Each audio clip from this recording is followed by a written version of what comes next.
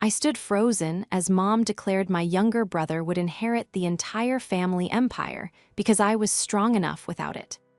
My brother smirked, unaware that earlier that day, I'd uncovered the devastating financial crater he'd secretly dug, one that would bury him alive. This is where the story truly begins, and you won't want to miss what happens. Make sure you're subscribed to see it through to the end. We're always curious. Where in the world are you all watching from today? Let us know in the comments. The exhaustion was a physical weight, pressing down on my shoulders like a wet wool coat I couldn't take off. I had driven 4 hours to get to the estate, battling a migraine that sat behind my left eye like a brewing storm, only to walk into a room that felt more like a courtroom than a dining hall. The crystal chandelier above the mahogany table was dimmed, casting long, melodramatic shadows across the faces of my family. My mother, Patricia, sat at the head of the table, her posture rigid, her fingers drumming a nervous rhythm on the linen tablecloth. To her right sat Lucas, my younger brother, leaning back in his chair with a glass of the good scotch, Dad's scotch, resting on his knee. He looked like a king in waiting, his smile too wide, his eyes too bright. And then there was Dad, Connor. He sat opposite Lucas, looking smaller than I had ever seen him. His skin was gray, his breathing shallow. He wouldn't look at me. That was the first sign that the floor was about to drop out from under me. "Claire, darling, you look tired," Patricia said, though her tone suggested that my fatigue was a personal failing rather than a biological reality. "I hope you're listening. We have important business to discuss." "I'm listening, Mom," I said, my voice rasping slightly. I took a sip of water, trying to wash away the metallic taste of anxiety. "I'm just recovering from that bout of pneumonia, remember? The doctors said I need rest." "Yes, well, we all have our burdens," she dismissed, waving a hand adorned with diamonds that cost more than my first car. "But this is about the future, the legacy." She stood up then, clearing her throat. The performance was beginning. "Your father and I have been doing a lot of thinking," Patricia began, her gaze shifting adoringly to Lucas, who preened under the attention. "We have decided to settle the estate now, while we are all here, to avoid any confusion later on." I saw Connor flinch. He reached for his water glass, his hand trembling so violently that water sloshed over the rim. He still didn't look at me. "Claire," Patricia turned her eyes to me, and they were cold, devoid of the warmth a mother should have for a daughter who had spent the last decade building her own life from scratch. "You have done remarkably well for yourself. You have your career in the city, your own apartment, your independence. You are a survivor. You always have been." I nodded slowly, a cold dread pooling in my stomach. "Thank you." "Lucas, on the other hand," she continued, her voice softening into something syrupy, needs stability. He needs a foundation to build upon. He has such vision for the company, but he needs the assets to make it happen. She took a deep breath, delivering the blow with the precision of an executioner. "Therefore, we have decided that Lucas will inherit the house, the land, and the entirety of the manufacturing business. Effective immediately, the title transfer process begins." The silence that followed was absolute. I could hear the grandfather clock ticking in the hallway, counting down the seconds of my humiliation. "Everything," I whispered, the word feeling foreign in my mouth. "The business I helped modernize, the house where I grew up." "You don't need it, Claire," Patricia said, her tone final. "You're already doing fine on your own. Lucas needs this. It's only fair." Lucas took a slow sip of his scotch, his eyes locking with mine. The smugness radiating off him was palpable, a heat wave of arrogance. "Don't be greedy, sis," he said, his voice smooth and oily. "You always said you didn't want to be tied down to this town. I'm doing you a favor." I looked at Connor. "Dad," I asked, pleading for him to speak, to inject some sanity into this madness. He finally looked up. His eyes were red-rimmed, filled with a mixture of sorrow and terror that I couldn't quite parse. He opened his mouth to speak, but Patricia cut him off with a sharp look. "Your father agrees," she snapped. "This is best for the family." The betrayal hit me harder than the fever I'd fought off just weeks ago. It wasn't about the money. I didn't care about the sprawling house or the antique furniture. It was the message. It was the confirmation that in the ledger of my mother's heart, I was an asset to be liquidated, while Lucas was an investment to be protected at all costs. I looked at Lucas, really looked at him, and for the first time in years, I didn't my annoying little brother. I saw a shark in a suit that didn't quite fit, but as the shock began to fade, replaced by the icy clarity of my profession, I realized something else. They thought they were cutting me out of a fortune. They had no idea they were locking Lucas inside a burning building. I placed my hands on the table to steady myself, the wood cool under my palms. "Okay," I said, my voice surprisingly steady, "if that's your decision." Patricia let out a breath she seemed to have been holding. "Good, I'm glad you're being sensible." I wasn't being sensible. I was being merciful.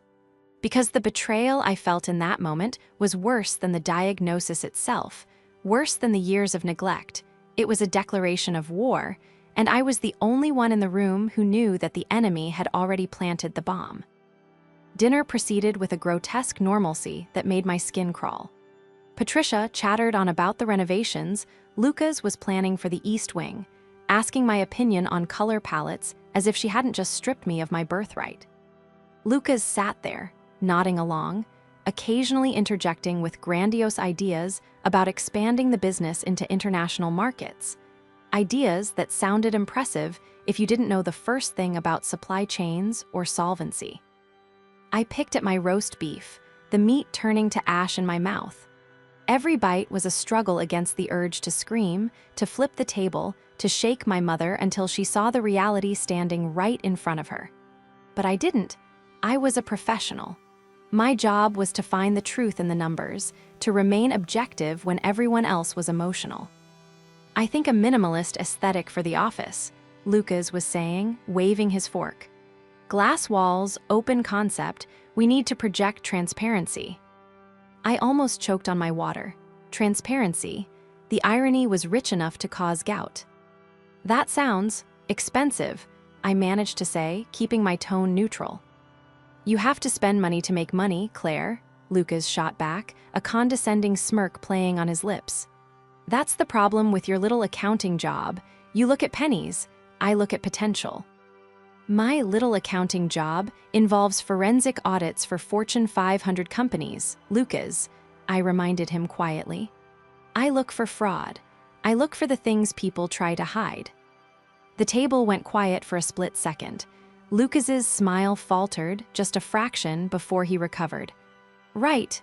Well, we run a clean ship here. Nothing to hide." Patricia beamed at him. "Of course not. Your father built this company on integrity."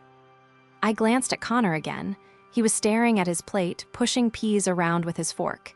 He hadn't eaten a bite. Under the table, I saw his leg bouncing nervously. He knew. He had to know. But the fear radiating off him was confusing. Was he afraid of Patricia, or was he afraid of what was coming? After dinner, the family retreated to the drawing room for coffee. I excused myself, claiming my migraine had returned with a vengeance. I needed air. I needed to think. I walked out onto the veranda, the cool night air hitting my flushed face. The estate grounds stretched out before me, shadowed and imposing. This was supposed to be Lucas's kingdom now. I pulled my phone from my pocket and unlocked the secure folder I had synced earlier that morning. It was all there. The PDF files, the bank statements, the shell company registrations. I scrolled through them, the blue light illuminating the grim reality of the clean ship Lucas was running. He had been helping Dad with the books for the last 2 years as Dad's health declined. Patricia saw it as Lucas stepping up. I saw it for what it was, a slow, methodical siphoning of the company's lifeblood. "Claire." I jumped, locking the phone instantly and shoving it into my pocket. I turned to see Connor standing in the doorway, leaning heavily on his cane. He looked frail, a ghost of the man who used to carry me on his shoulders. "Dad," I said, moving to help him, "you shouldn't be out here without a coat. It's freezing." "I'm fine," he wheezed, waving me off, though he accepted my arm for support. We walked to the stone railing, looking out over the dark garden. "I'm sorry," he whispered. The words were carried away by the wind, barely audible. "About the inheritance?" I asked, keeping my voice gentle. "It's okay, Dad. I don't need the money. I really don't." "No," he said, shaking his head violently. "Not about the money, about letting it happen." He turned to me, his eyes wet. "Your mother, she doesn't see. She refuses to see. She thinks he's the second coming of the family name." "I know," I said. "She always has." Connor gripped my arm, his fingers digging into my sweater with surprising strength. He leaned in close, his voice dropping to a terrified whisper. "I saw the laptop," he hissed. "Last week. He left it open in the study. I saw the transfers, Claire to the Caymans, to that company. Apex Holdings." My blood ran cold, he knew. "Why didn't you say anything?" I asked. "I tried," Connor's voice cracked. "I tried to tell her. She said I was confused. She said the medication was messing with my head. She said Lucas explained it all, that it was tax optimization. She trusts him blindly, Claire, and if I push too hard." He trailed off, looking back toward the house where Patricia held court. "She controls my medical care. She controls the proxies. I'm trapped." I looked at my father, seeing the utter defeat in his posture. He wasn't just sick. He was a hostage in his own home, gaslit by his wife and manipulated by his son. "He's going to ruin us," Connor whispered. "If he gets the business fully, within 6 months there won't be a business. There will be indictments." I placed my hand over his trembling one. "Dad, listen to me." "Please," he begged, tears spilling over. "Please tell them what you showed me, or what I saw. You have to stop this. I can't do it alone." I squeezed his hand. "I know. I found it too. I did a background run on the company EIN yesterday because I noticed some irregularities in the quarterly reports you sent me last month." His eyes widened. "You know." "I know everything," I confirmed. "I know about Apex Holdings. I know about the gambling debts in Vegas. I know about the second mortgage he took out on the warehouse without your signature." Connor let out a sob of relief, slumping against the railing. "But they had forgotten one crucial thing," I said, my voice hardening as I looked back at the house, where Lucas's laughter drifted through the open window. "They forgot that I don't just count money, I hunt it. To understand why this night was so inevitable, you have to understand the architecture of my family. It wasn't built on love, it was built on a very specific hierarchy. Lucas was the miracle.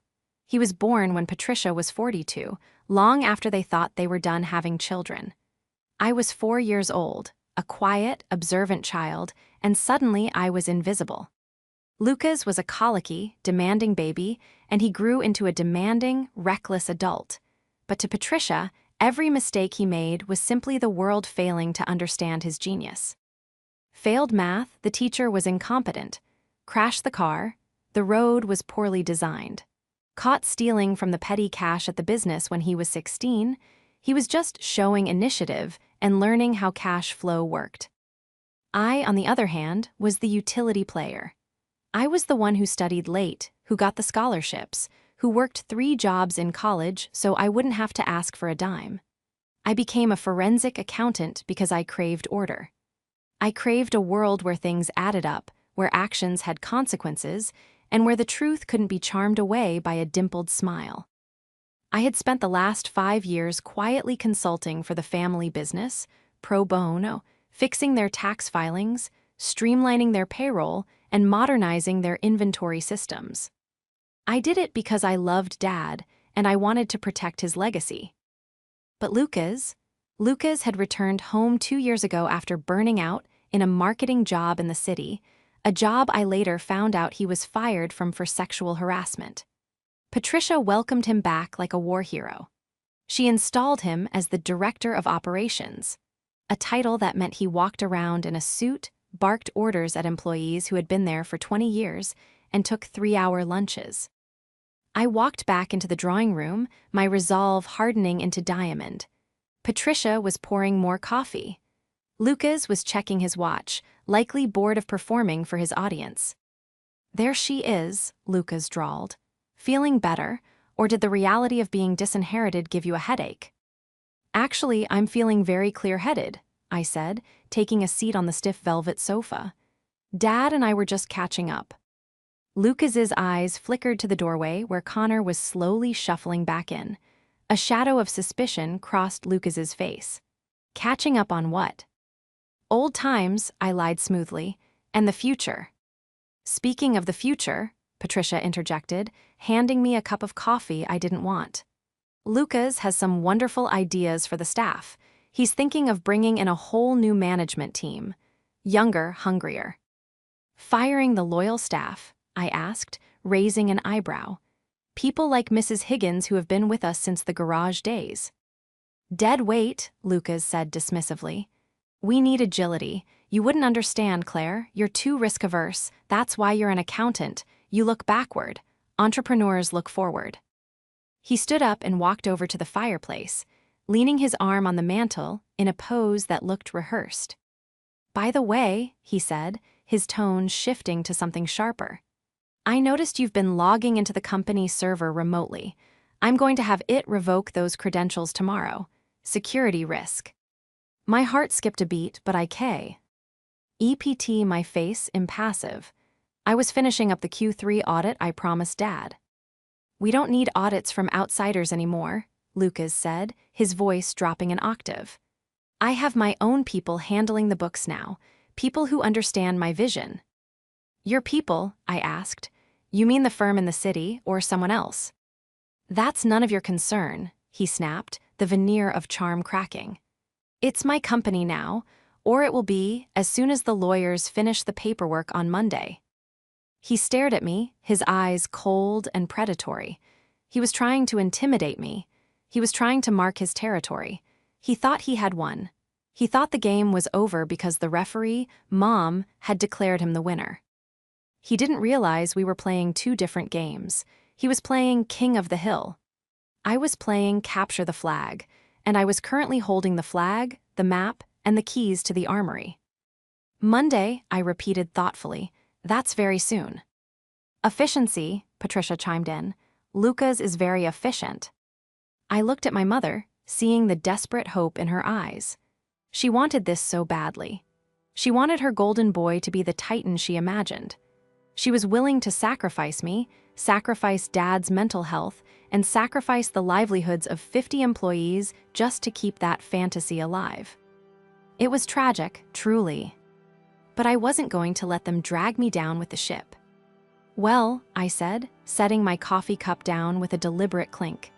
If everything is being signed over on Monday, there are a few things we should probably clarify tonight, just to make sure the transition is smooth. Lucas narrowed his eyes. What kind of things? Liabilities, I said softly. Outstanding debts, you know, the boring stuff. We have no debts, Patricia said haughtily. Your father paid off the mortgage 5 years ago. I smiled. It wasn't a nice smile. I wasn't talking about the house, Mom. The word liabilities hung in the air like smoke in a windowless room. Patricia frowned, her brow furrowing as she looked from me to Lucas. For a second, the silence was absolute, save for the crackling of the logs in the fireplace. Don't be dramatic, Claire, Patricia finally said, waving her hand as if swatting away a fly. Every business has operating costs. Lucas has explained all of this to us. It's called leverage. Leverage is when you use debt to finance growth, I said, keeping my voice dangerously calm. Liability is what happens when you owe more than you're worth. And right now, from what I've seen, the company isn't just leveraged. It's hemorrhaging. Lucas stepped away from the mantel. His face had gone rigid, the charming smile completely erased. I told you, Mom, she's jealous. She comes in here after being gone for months and tries to undermine me because she's upset about the house. He turned his glare on me. You don't know the first thing about my strategy, Claire. Stick to your spreadsheets. I intend to, I replied, standing up. I'm going to bed. But Lucas, if I were you, I'd make sure that clean ship of yours is watertight, because leaks have a nasty habit of sinking captains. I walked out of the room, feeling their eyes boring into my back. I didn't look at Dad. I couldn't risk exposing him yet. Once inside my old bedroom, a space that had been slowly stripped of my personality over the years to make room for guest amenities, I locked the door. I didn't turn on the main light. Instead, I sat at the small desk by the window, opened my laptop, and booted up my proprietary forensic software. I had mirrored the company server 3 days ago.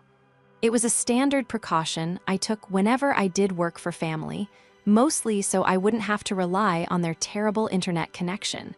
But now, it was my weapon. I started digging. Forensic accounting isn't about math, it's about psychology. It's about understanding human behavior. Fraudsters are rarely creative. They are arrogant. They think that if they hide a transaction under a boring label like consulting fees or miscellaneous supply chain logistics, no one will look twice. I pulled up the general ledger for the last 18 months. The first thing that stood out was a recurring payment to a vendor listed as Apex Strategic Solutions. The payments started small, $5,000 here, $10,000 there, just enough to fly under the radar of a standard automated audit. But 6 months ago, they had spiked. $50,000, $80,000. Last month alone, a transfer of $150,000. I ran a search on Apex Strategic Solutions. The address on the invoice led to a UPS store in a strip mall in Nevada, a classic shell. I cross-referenced the dates of the transfers with Lucas's social media, which he foolishly kept public because he wanted to be an influencer, CEO. Transfer date, March 14th. Amount, $45,000. Lucas's Instagram post, March 16th. New wheels, hard work pays off. A photo of a vintage Porsche. Chi 911. Transfer date, June 2nd. Amount, $75,000. Lucas's geolocation, June 3rd. The Wynn, Las Vegas. High roller suite, betting on myself. My stomach turned. He wasn't even laundering it well. He was treating the company operating account like his personal piggy bank, siphoning off liquidity to fund a lifestyle he hadn't earned. But then I found something worse. Buried in the subledger for capital improvements, I found a loan agreement. It wasn't from a bank. It was from a private equity firm I recognized from a case I'd worked on 2 years ago in Chicago. Vanguard Capital. They weren't investors. They were predatory lenders. They offered high-interest, short-term bridge loans to distressed companies, collateralized by hard assets. If you missed a payment, they didn't just sue you, they seized the equipment, the land, the inventory. I scanned the document. The loan was for $2 million. The collateral listed was the factory, the land it sat on, and my breath hitched. The family estate, this house. The signature at the bottom was Connor J. Reynolds. I zoomed in. The signature was shaky, slightly off-axis. It looked like Dad's handwriting, but wrong. It lacked the fluid loop of the R he had used his whole life. It was a forgery. A good one, but a forgery. Lucas hadn't just stolen money. He had mortgaged our parents' home, the roof over their heads, to a loan shark in a suit. And if the company defaulted, which my projections showed would happen in less than 90 days, Mom and Dad wouldn't just be broke. They would be homeless. I didn't sleep. I spent the night building the timeline, creating a visual map of the theft. By the time the sun began to bleed through the curtains, I had a dossier that could put Lucas in federal prison for 10 years. I showered, dressed in my sharpest blazer, armor for the modern woman, and went down to breakfast. The atmosphere in the dining room was brittle. Patricia was aggressively buttering toast. Dad was staring into his coffee. Lucas wasn't there yet. "Good morning," I said, pouring myself a cup of black coffee. "Is it?" Patricia snapped without looking up. "Lucas is very upset, Claire. He feels you were attacking him last night." "I was asking questions, Mom. There's a difference. He's your brother. You should support him, not interrogate him. He has taken on so much responsibility." "Responsibility?" I laughed, a short, sharp sound. "Is that what we're calling it?" Lucas walked in then, looking worse for wear. His eyes were bloodshot, and he smelled faintly of stale alcohol and expensive cologne. He stopped when he saw me, his jaw tightening. "Morning, darling," Patricia cooed, her demeanor instantly shifting to doting mother. "I asked Cook to make your favorite omelet." "Thanks, Mom," Lucas mumbled, sliding into his seat. He wouldn't look at me. "So," I began, buttering my own toast with deliberate slowness. "I was doing some reading last night. Fascinating stuff about Nevada corporate law." Lucas froze, his fork halfway to his mouth. "What?" "Nevada," I repeated. "Specifically, the anonymity it provides for LLCs, like Apex Strategic Solutions. Does that ring a bell, Lucas?" The color drained from his face so fast it was almost impressive. I use a lot of vendors. I don't memorize every name." "Funny," I said, locking eyes with him. "Because you've paid them nearly $500,000 in the last 6 months for consulting. I was just wondering, what exactly do they consult on? Is it marketing, or is it vintage car restoration?" Patricia slammed her hand down on the table. "Enough, Claire. I will not have you badgering him at the breakfast table. Apex is a legitimate firm. Lucas told me about them. They are helping us restructure."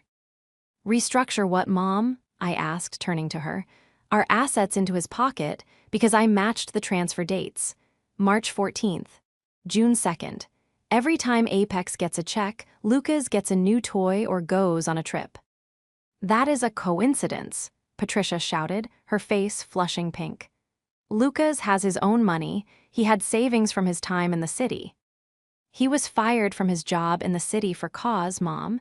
He had zero savings. He moved back here because he was broke." "Liar," Lucas shouted, standing up. "You're a jealous, bitter liar. You're just trying to poison them against me because you can't stand that I won."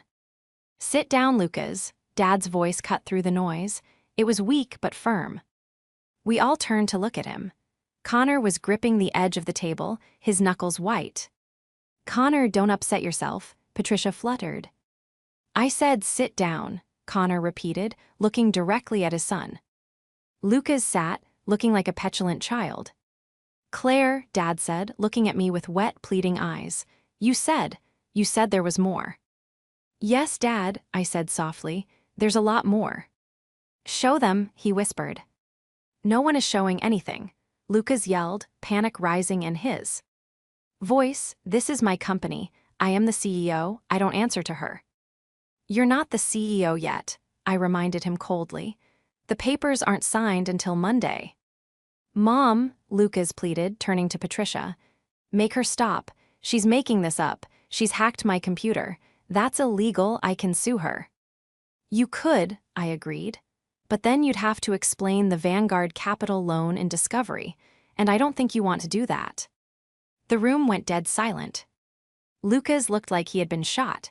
His mouth opened and closed, but no sound came out. Patricia looked confused. "Vanguard? What is Vanguard?" "Ask him, Mom," I said, pointing a steady finger at my brother. "Ask him what he signed Dad's name to." "I don't know what she's talking about," Lucas stammered, sweat beading on his forehead. It's a line of credit, standard business practice, to smooth out cash flow." "A $2 million line of credit?" I asked. "At 18% interest, collateralized by this house." Patricia let out a small gasp. She looked at the walls around her, at the portraits of her ancestors, as if they were suddenly fading away. "The house? Lucas, you promised. You said the estate was safe. You said the business assets were separate." "They are," Lucas lied, his voice cracking. "She's misinterpreting the contract. It's a cross-collateralization clause. It's technical. It never gets triggered unless there's a catastrophe." "Which there will be," I interjected. "Because you've stripped the operating capital. The suppliers aren't being paid, Lucas. I saw the accounts payable aging report. You're 90 days past due with the steel supplier. 60 days with the logistics firm. You're using the Vanguard loan to pay the interest on the other debts you racked up." "Shut up," Lucas screamed, slamming his fist on the table. "You don't know what it's like. The pressure. Dad left me a mess. The machinery is old, the market is changing. I had to take risks. Dad left you a company with $3 million in reserves and zero debt, I countered. You burned it in 24 months. It's not my fault, Lucas shouted, and there it was, the mantra of his life. It's not my fault.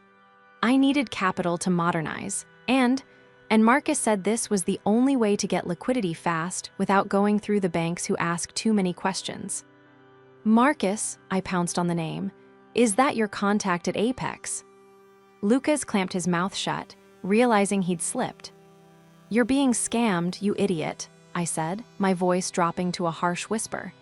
This Marcus guy isn't a consultant. He's bleeding you dry, and you're handing him the knife. Stop it, Patricia shrieked, covering her ears. Stop it, both of you, I can't take this. She looked at Connor, her eyes wide and terrified. Connor, tell her she's wrong. Tell her Lucas wouldn't do this. Dad slowly reached into his jacket pocket. His hand shook as he pulled out a folded piece of paper. He slid it across the mahogany table toward Patricia. I found this, Connor whispered, in the trash, in his study. Patricia picked it up with trembling fingers. It was a draft notice from a collection agency, addressed to Lucas, for a gambling debt of $40,000.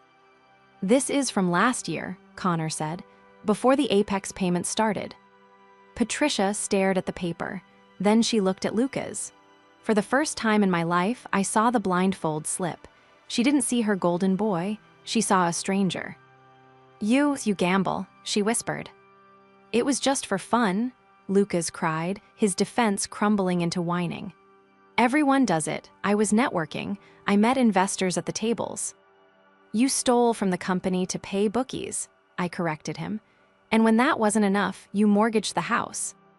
I can fix it. Lucas stood up, knocking his chair over. He paced frantically around the room. I just need the title transfer on Monday. Once the assets are in my name, I can refinance. I have a deal lined up, a big deal. It will cover everything. But I need the title. He turned to Mom, desperation wild in his eyes. Mom, you have to sign. If you don't sign on Monday, the deal falls through. And then it gets bad. How bad? I asked. Lucas looked at me, and I saw genuine terror. Not of me, but of someone else. They don't like waiting, Claire. Who doesn't? Vanguard, he whispered. They aren't just a bank. If I don't make the balloon payment next week, they take the keys. To the factory, Patricia asked. To everything, Lucas admitted, his voice a ghost. Patricia slumped back in her chair, looking like she had aged 10 years in 10 minutes. The silence in the room was heavy, suffocating. The grandfather clock in the hall chimed the hour, a funeral bell for the family legacy. I stood up, smoothing my blazer. The signing is scheduled for Monday at noon with the family attorney, right? Yes, Patricia whispered. Good, I said. Do. And cancel it. Lucas looked up, hope flickering in his eyes. You agree? You want me to sign? Oh no, I smiled, and it was the coldest thing I had ever done. I don't want you to sign anything, Lucas, but we need everyone in that room. Because I'm going to bring something to that meeting that you can't gaslight away. And by the time we leave that office, one of us will be running this company, and the other will be lucky to stay out of jail. I looked at my watch. I have to make a phone call. I suggest you don't leave the house, Lucas. I've already flagged your passport with the State Department as part of a pending fraud investigation. You're not going anywhere. I turned and walked out, leaving my brother shaking in the ruins of his own hubris. The investigation was over. Now, it was time for the execution. Monday morning arrived with the color of bruised iron. The sky was a flat, slate gray, hanging low over the city as I drove my parents to the law offices of Henderson and Wright. The silence in the car was absolute. I was driving. Dad sat in the passenger seat, his hands folded over his cane, staring out the window at the passing blur of the city he had helped build. Patricia sat in the back, rigid and pale, looking less like a matriarch and more like a defendant on her way to sentencing. Lucas had driven himself. I had seen his car weaving slightly as he pulled out of the driveway ahead of us. Mr. Henderson's office was a shrine to old money. Dark wood paneling, leather chairs that groaned when you sat in them, and shelves lined with legal tomes that probably hadn't been opened since the Reagan administration. Mr. Henderson himself was a man of similar vintage, wearing a bow tie and an expression of perpetual, polite confusion. "Well then," Mr. Henderson said, shuffling a stack of thick, cream-colored documents on the massive desk. "This is a significant day. It is rare to see a succession plan executed with such decisiveness." He beamed at us, oblivious to the fact that he was presiding over a funeral, not a coronation. "Lucas," Henderson said, sliding a heavy binder toward my brother. "These are the transfer deeds for the manufacturing plant, the operational accounts, and the title transfer for the Reynolds estate. Once signed, you will be the sole proprietor and executor." Lucas reached for the pen. His hand was shaking so badly that the Mont Blanc rattled against the desk surface. He looked terrible. His skin was pasty, his eyes darting around the room as if looking for an exit. "And Claire," Henderson continued, turning to me with a pitying smile, "your mother has indicated that a trust has been set up with a modest stipend to acknowledge your independence." "That won't be necessary, Arthur," I said, my voice cutting through the stuffy air like a scalpel. Henderson blinked. "I beg your pardon." "Put the pen down, Lucas," I said. I didn't look at the lawyer. I looked straight at my brother. Lucas gripped the pen tighter, his knuckles turning white. "Just sign the papers, Mom. Ignore her. She's just trying to drag this out." "If you sign those papers, Mom," I said, turning my body to face Patricia, "you trigger the change of control clause in the Vanguard loan agreement Lucas signed 3 months ago. Do you know what that means?" Patricia looked at me, her eyes wide and frightened. "No." "It means the entire $2 million becomes due immediately," I explained, keeping my tone conversational but deadly. "Not next month. Today, the moment the title changes hands, the debt is called. And since the company accounts are empty, Vanguard will exercise their lien on the house. By Friday, you and Dad will be evicted." "That's a lie," Lucas shouted, standing up. "It's a standard clause, they won't enforce it." "I spoke to them this morning," I lied. I hadn't spoken to them, but I knew the type. Vulture capitalists don't have mercy, they have algorithms. They are waiting for the filing. They have a foreclosure team on standby. Mr. Henderson looked from Lucas to me, his professional veneer cracking. "What is this? What loan? The estate is unencumbered." "Not anymore," I said. I reached into my briefcase, the leather heavy and reassuring in my hand, and pulled out a thick file. I slammed it onto the desk. "This is a forensic audit of the last 24 months, I announced. "It details 47 separate instances of embezzlement, wire fraud, and misappropriation of funds totaling $640,000, all funneled to offshore shell companies controlled by Lucas." I pulled out a second document, a single sheet of paper protected by a plastic sleeve. "And this," I said, sliding it toward Mr. Henderson, "is the Vanguard loan agreement. Arthur, you've represented my father for 30 years. Look at the signature." Henderson adjusted his spectacles, leaning over the paper. He squinted, frowned, and then recoiled as if the paper were hot. "Connor," he asked, looking at my father, "did you sign this?" Dad didn't speak, he just slowly shook his head. "It's a forgery," Henderson whispered, the horror dawning on him. "A clumsy one at that." "It's fraud, Arthur," I corrected. "Federal bank fraud. And since the loan was secured using the U.S. mail system, it's also mail fraud. We're looking at 15 to 20 years. Minimum." The room went silent, a heavy, suffocating silence that pressed against our eardrums. Lucas slumped back into his chair, the pen rolling out of his hand and clattering onto the floor. He put his head in his hands and began to sob. Not the crying of a repentant man, but the terrified, ugly sobbing of a child who has finally been caught. "Mom," Lucas wailed, his voice muffled by his palms. "Mom, please, you have to help me. They'll kill me. If I don't pay them, they'll kill me." Patricia stared at him. She looked at the sobbing wreck of her golden boy, the son she had elevated above everything else. Then she looked at the spreadsheet I had left open on the table, showing the dates of the transfers. The dates of her anniversary. The dates of Dad's surgeries. Days when Lucas was supposedly working late, saving the company, while he was actually bleeding it dry to feed his addiction. "You knew," Patricia whispered. Her voice was trembling. "You knew this whole time, when you asked for the inheritance. You weren't trying to build a future, you were trying to use us as a shield." "I had no choice," Lucas screamed, lifting his tear-streaked face. "I was in a hole, I just needed time. If you sign the business over to me, I can sell the factory equipment. I can strip the assets. I can pay them back." "Sell the equipment?" Dad spoke up. His voice was stronger now, fueled by a deep, volcanic anger. "You would strip the factory, you would fire the men and women who have worked for us for decades, just to save your own skin." "I'm your son," Lucas yelled. "Does that mean nothing?" "I have a daughter, too," Dad said, looking at me with a pride I hadn't seen in years. "A daughter I ignored because I was too busy protecting you."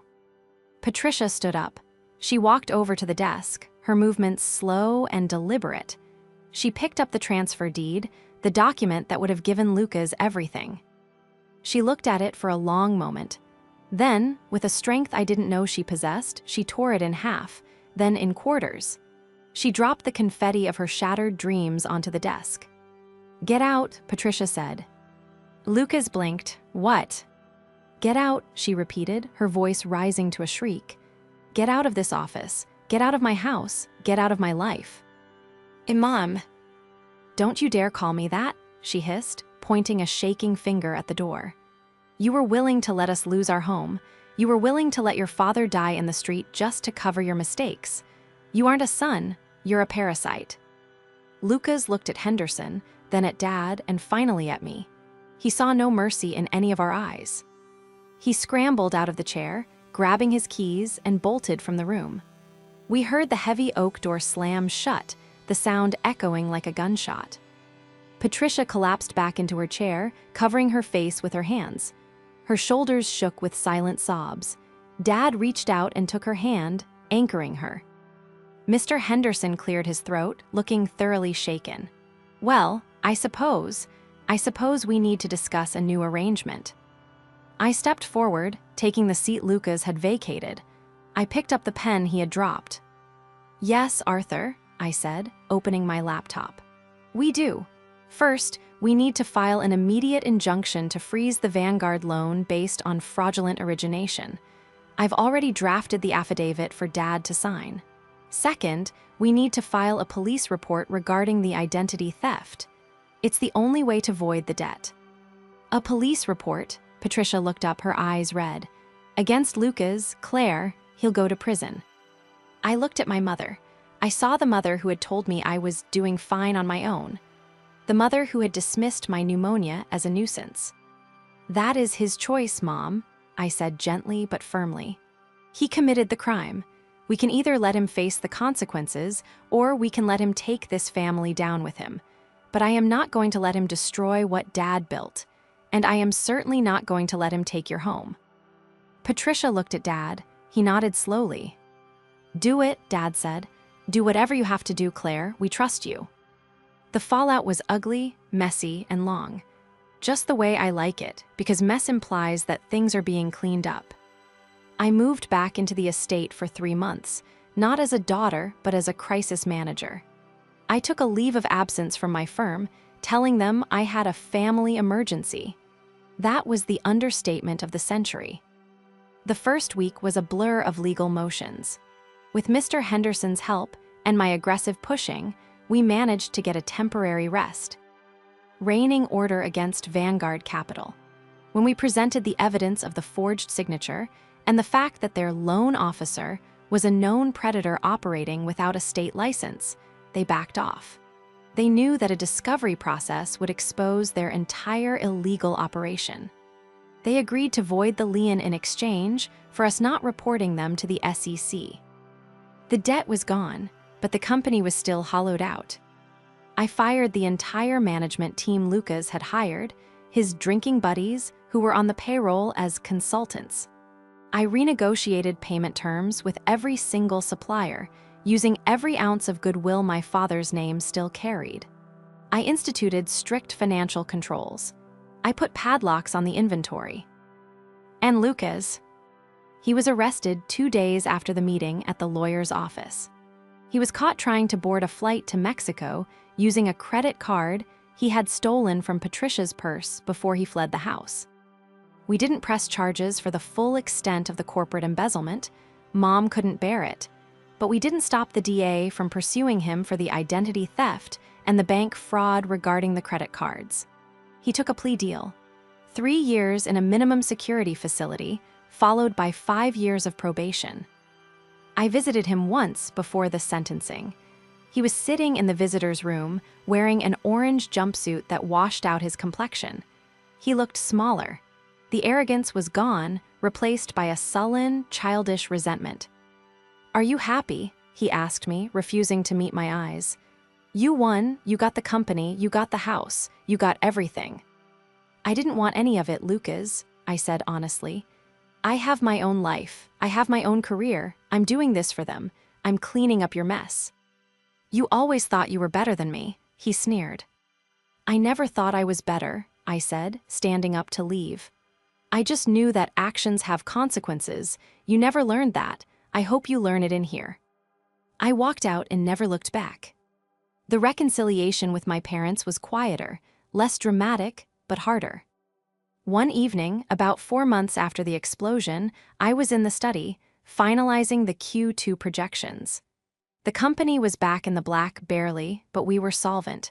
The bleeding had stopped. Mom walked in, carrying a tray of tea.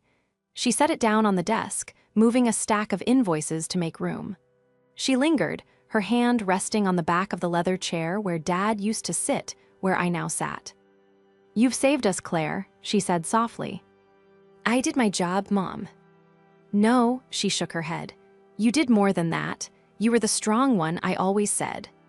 "I always said you were fine on your own. I thought that was a compliment. I thought I was saying that I didn't need to worry about you."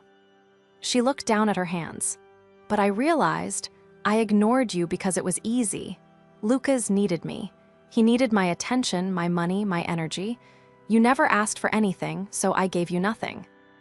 I stopped typing. It was the apology I had waited 30 years to hear. "It's okay, Mom," I said, though it wasn't, not really. But it was a start. "It's not okay," she said firmly. "We almost lost everything because I was blind. I'm sorry, Claire. I am so sorry." Dad walked in then, looking healthier than he had in years. The stress of the secret was gone, and with it, much of his frailty. He walked over and placed a hand on my shoulder. "We amended the trust today," Dad said. "The business, it's yours, 100%. When we're gone or whenever you want it, it's yours." I looked at the spreadsheets on the screen, the orderly rows of numbers, the logic, the truth. "I don't want to run it forever," I told them. "I have a life in the city, but I'll find a CEO who can, someone honest, and I'll stay on as chairman of the board. I'll keep watching the numbers." Dad smiled. "That sounds like a good plan." I looked out the window at the estate grounds. The sun was setting, casting long, golden shadows across the lawn. It was finally peaceful. They had tried to give the kingdom to the prince, not realizing the castle was made of cards. In the end, it was the independent daughter, the one they thought didn't need them, who had to come back and rebuild the walls, brick by brick. I wasn't the heir they wanted, but I was the savior they needed. And honestly, that was a legacy I could live with.